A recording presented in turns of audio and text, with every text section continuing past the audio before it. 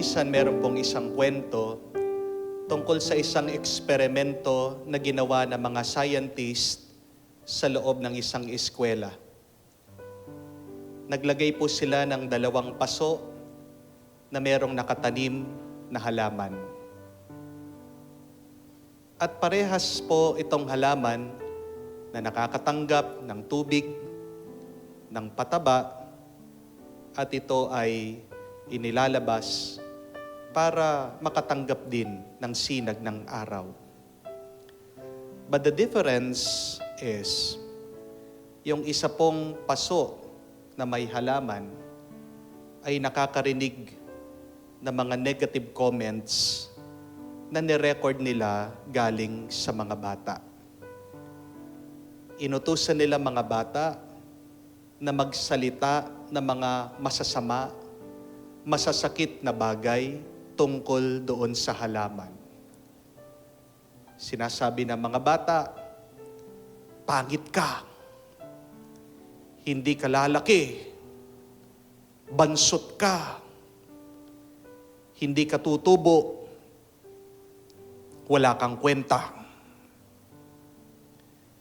Sa isang halaman, kabaliktaran ang nirecord nila at naririnig ng isang nakatanim sa paso.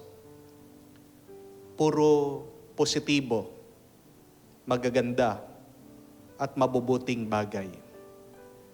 Inutos nila mga estudyante na mag-record ng mga magaganda at mabubuting appreciative words, beautiful words, uplifting words. Sabi ng mga bata, ang ganda-ganda mo, lalaki ka, mamumunga ka. At in-expose po nila yung 2 halaman dito sa mga recordings ng mga bata. For 30 days, itong 2 halaman ay nakakatanggap ng parehas na sustansya. Ang pagkakaiba lang ay iba ang naririnig nila.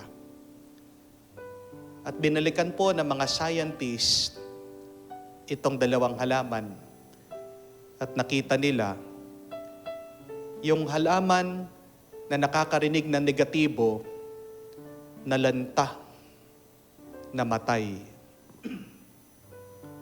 Habang yung halaman naman na nakakarinig ng positibo, siya po ay lumaki at lumabong, dumami ang kanyang dahon. At ito pong eksperimentong ito ay nagbibigay ng aral sa mga estudyante ng epekto ng pagbubuli, epekto ng pagsasalita ng masama sa kapwa, epekto ng ating ginagawang masama at di mabuti sa ibang tao. Ito ay nakakamatay. Ito ay nakakaalis ng lakas. Ito ay nakakamatay ng pag-asa at inspirasyon sa tao. Why was the man in the gospel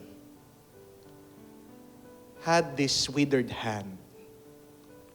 Bakit tuyo ang kanyang kamay? Dahil lang ba sa sakit? Dahil namana niya itong kanyang kapansanan, magsimula nung bata siya.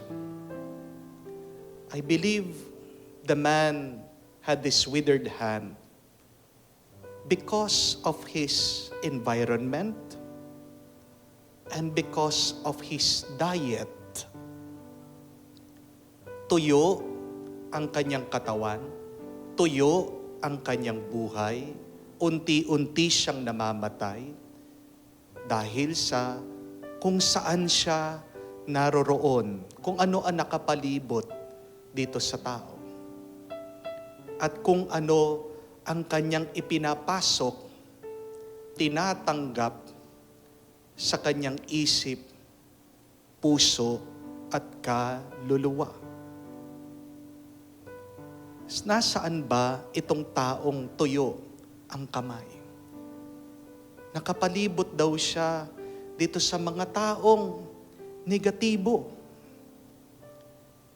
These scribes and these Pharisees were negative, pessimist, judgmental.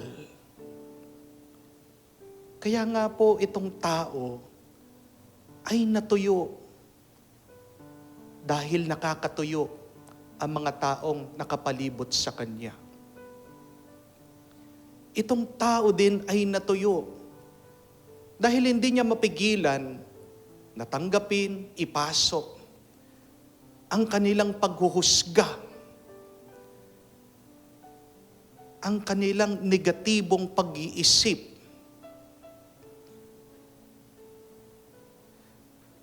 Pero ang mabuting balita, dumating ang Panginoon.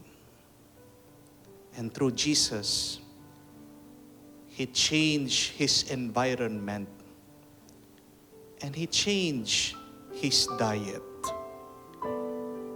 Iniba niya kung ano ang nararanasan niya. Mula doon sa negatibo, naging positibo, sa masama, nagdala ng kabutihan at grasya ang Panginoon.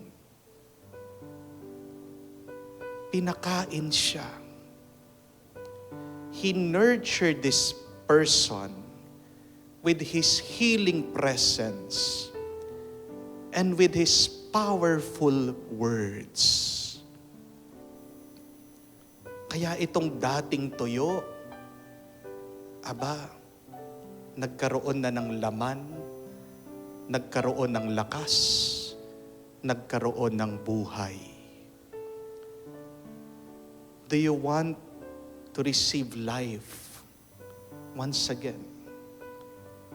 Do you want to reject this dry spell in your life? You have to change your environment, my dear friends. And you have to change your diet. Ang isa pong bote ng tubig, kung bibilin mo sa grocery, 10 piso lang o 20 pesos.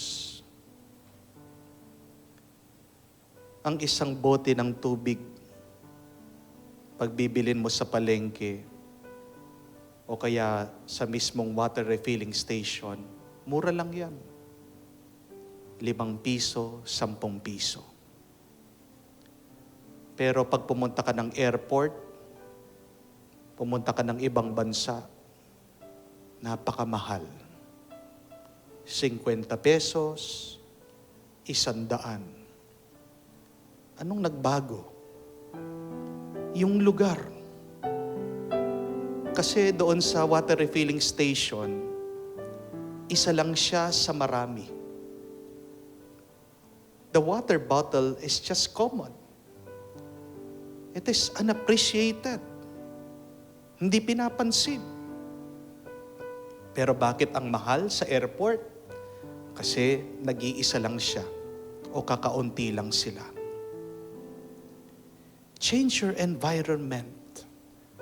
Go to people who appreciate you. Go to people who knows your value.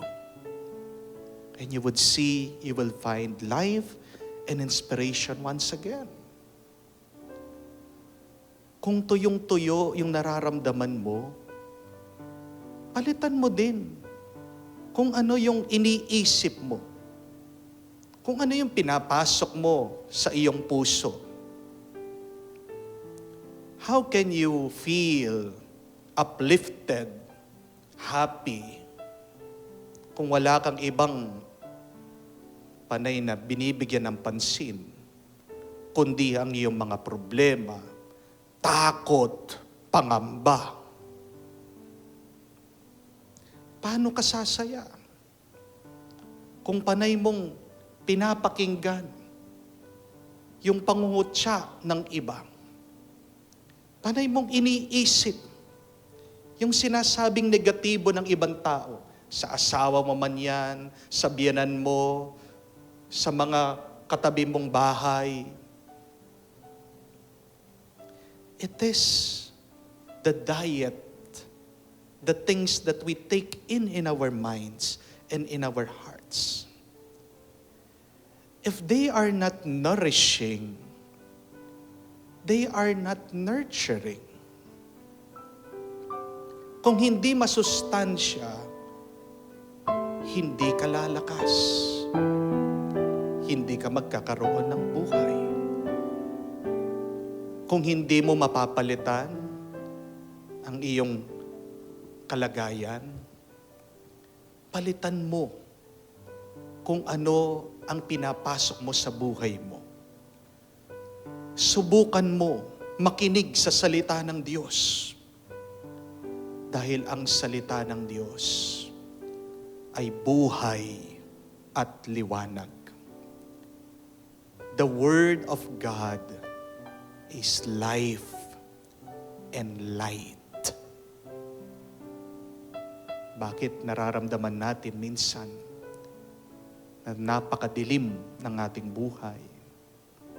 Bakit minsan nararamdaman natin tuyong-tuyo at nadidepress tayo? Baka naman nagkukulang ka na sa presensya ng Diyos at nagkukulang na ng sustansyang iyong katawan, ang iyong kaluluwa sa salita ng Diyos.